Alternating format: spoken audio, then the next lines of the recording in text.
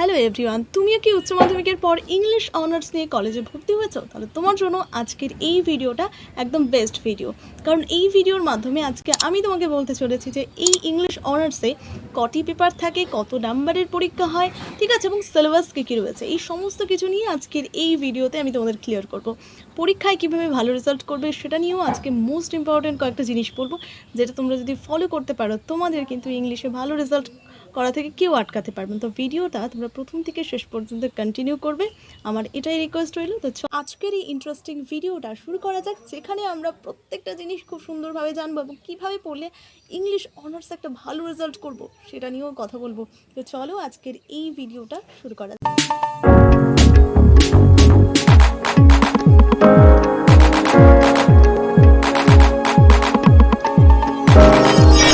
এই দিদিটা যে আলোচনা করছে কত সিলেবাস থাকবে, কটি পেপার থাকবে, এটি মনে হয় তার কলেজেই শুধুমাত্র এই বিষয়টা অন্তর্গত না।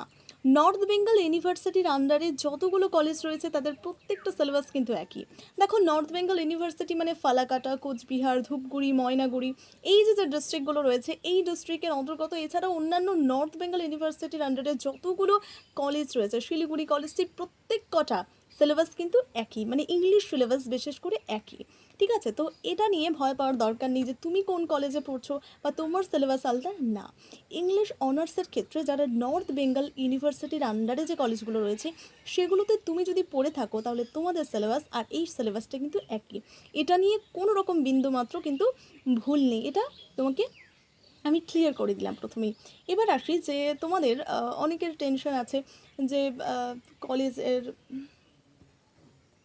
এবার অনেক স্টুডেন্ট ভাববে যে এই দিদিটা যে কলেজে পড়েছিল সেই কলেজের সিলেবাস প্যাটার্ন, নাম্বার প্যাটার্ন নিয়েই মনে হয় আজকের এই ভিডিওটা, এবং দিদি যে কলেজে পড়েছে সেই সমস্ত কলেজে যারা ভর্তি হবে তাদের জন্য এই ভিডিওটা একদম নয়।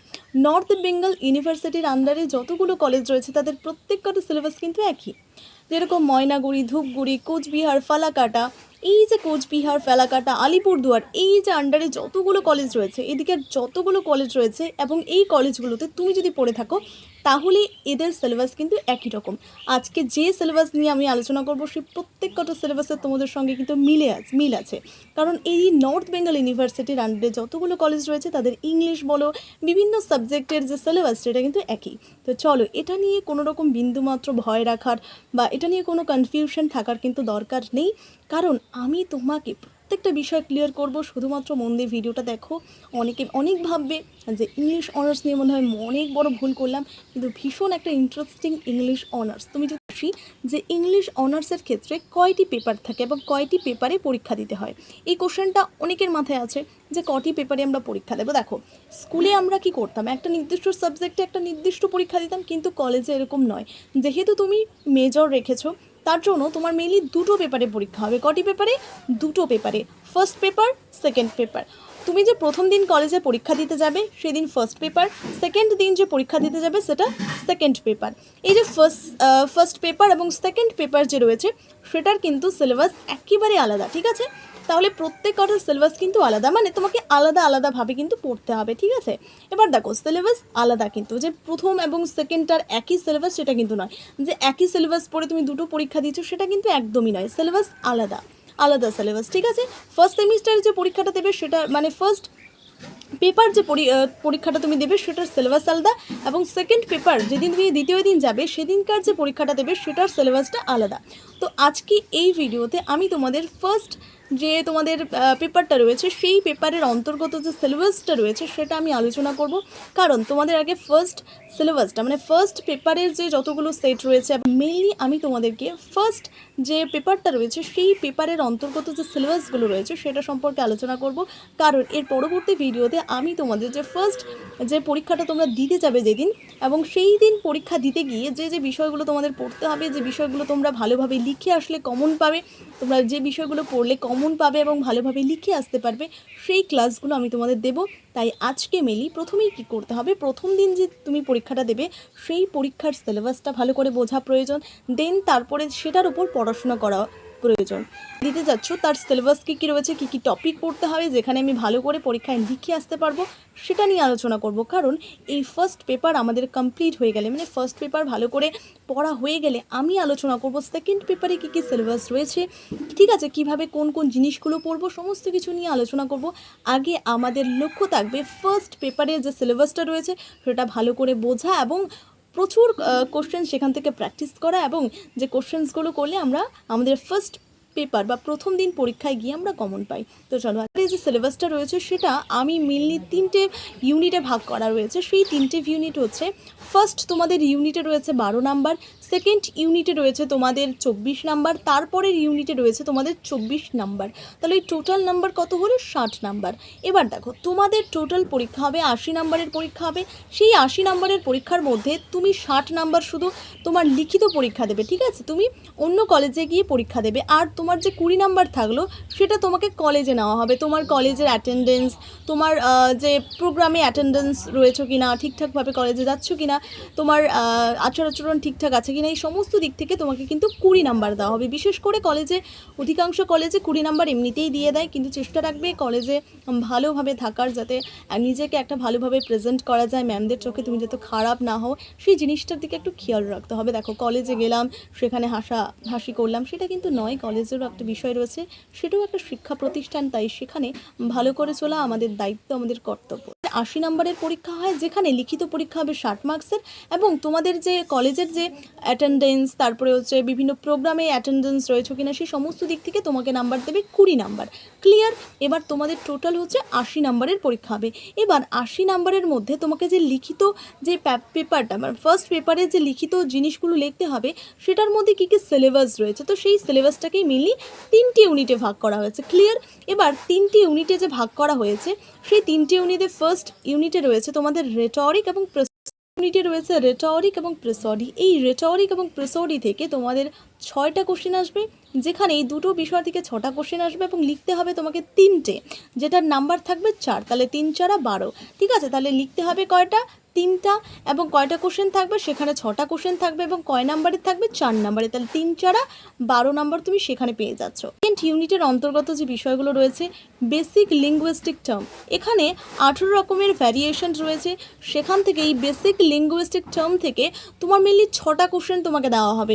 সেখানে 6টার মধ্যে তোমাকে লিখতে হবে 4টা, এবং নাম্বার থাকবে তোমার 6। তাহলে কোশ্চেন থাকবে কয়টা? এই যে বেসিক লিঙ্গুইস্টিক টার্ম, মানে এটাকে সহজভাবে বলা হয় ল্যাঙ্গুয়েজ পেপার।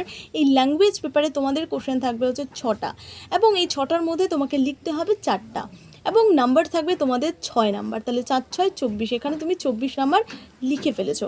আমি তোমাদের এখান থেকে এই যে বেসিক ল্যাঙ্গুইস্টিক টার্ম থেকে যে ইম্পর্টেন্ট টপিকগুলো পড়তে হবে, এবং যে টপিকগুলো পড়লেই অ্যাকচুয়ালি তোমরা এক্সামে কমন পেয়ে যাবে, সেই কোশ্চেন্সগুলো, সেই যে পার্টগুলো রয়েছে, সেই ইউনিটের যে অন্তর্গত বিষয়গুলো রয়েছে, সেই প্রত্যেকটা বিষয় আমি তোমাদেরকে পড়াবো। এখানে 6টার মধ্যে তোমাকে লিখতে হবে কয়টা? 4টা, এবং এই 4টার মধ্যে তুমি 6টার মধ্যে 6টাই কীভাবে কমন পাবে, এই দায়িত্ব আমার। তোমরা শুধু কী করবে, আমার ভিডিওগুলো দেখবে, আমি যে ডিসকাশন ভিডিওগুলো করব, আমার কাছে নোটও তোমরা নিতে পারবে। সেটার জন্য আমাকে হোয়াটসঅ্যাপ চ্যানেলে যুক্ত হয়ে তোমাদেরকে একটা মেসেজ করে দিতে হবে যে আমার এই নোটটা দরকার বা প্রয়োজন, ঠিক আছে। এটা নিয়ে কোনো রকম টেনশন করার কোনো রকম দরকার নেই।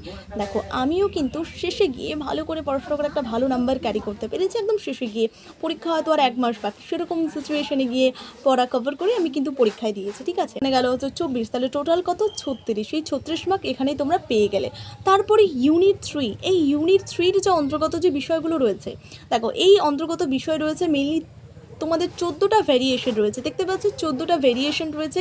সেটার মধ্যে তোমাকে যে টপিকগুলো পড়লে তুমি কলেজে কমন পাবে, সেই টপিকগুলো আমি কিন্তু তোমাদের এক্ষুনি এর পরের ভিডিওতে পড়াতে শুরু করব। তার পার্ট, এটা যদি কেউ ভালোবাসো বা ভালোবেসে পড়ো, ভীষণ ভালো লাগবে। কিভাবে লিটারেলি টাইপ, মানে লিটারেচার, এই লিটারেচার পেপারটা যে রয়েছে, এই লিটারেচার পেপার মানে সাহিত্যের ধরন তুমি পড়বে, এখানে কবিতার ধরন তুমি পড়বে, ড্রামার কত রকমের হতে পারে, সেই সমস্ত কিছু এখানে তুমি পেয়ে যাবে।